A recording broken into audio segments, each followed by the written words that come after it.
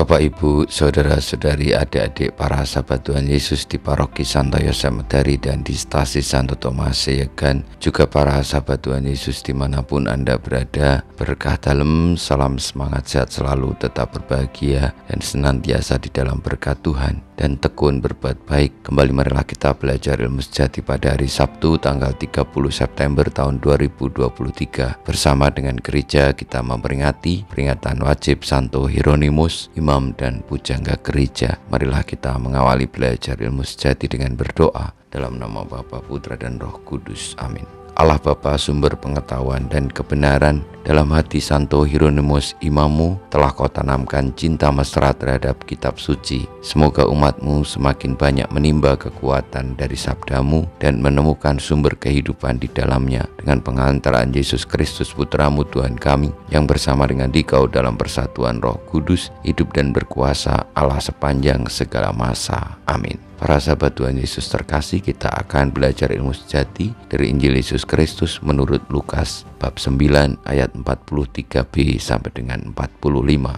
Semua orang heran karena segala yang dilakukan Yesus. Lalu Yesus berkata kepada murid-muridnya, "Dengarkan dan camkanlah segala perkataanku ini. Anak manusia akan diserahkan ke dalam tangan manusia." Mereka tidak mengerti perkataan itu, sebab artinya tersembunyi bagi mereka, sehingga mereka tidak dapat memahaminya, dan mereka tidak berani menanyakan arti perkataan itu kepada Yesus. Demikianlah sabda Tuhan, terpujilah Kristus. Bapak, Ibu, Saudara-saudari, para sahabat Tuhan Yesus yang terkasih, ketika Tuhan Yesus meminta para murid untuk mendengarkan dengan seksama sabdanya bahwa anak manusia akan diserahkan ke dalam tangan manusia, tentu para murid memperhatikan, mendengarkan, namun tidak sungguh-sungguh memahami apa arti dari perkataan Tuhan Yesus ini. Karena ketika kita memahaminya dengan sangat sederhana dari kata per kata bahwa anak manusia akan diserahkan ke dalam tangan manusia, berarti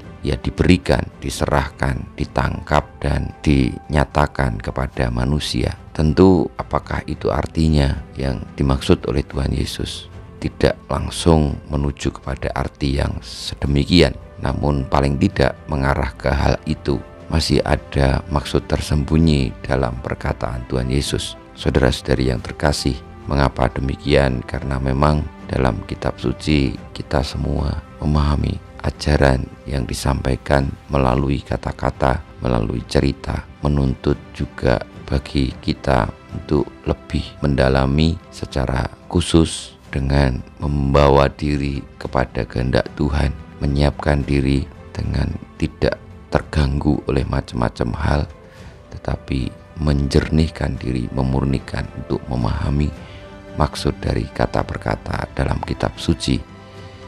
Saudara-saudari yang terkasih, ketika akhirnya Tuhan Yesus diserahkan dengan disalib, para murid lalu mengerti perkataan Tuhan Yesus itu, yakni anak manusia diserahkan kepada manusia adalah untuk menebus dosa manusia, menjadi bayaran dari kesalahan manusia agar manusia tidak dihukum dan akhirnya diselamatkan.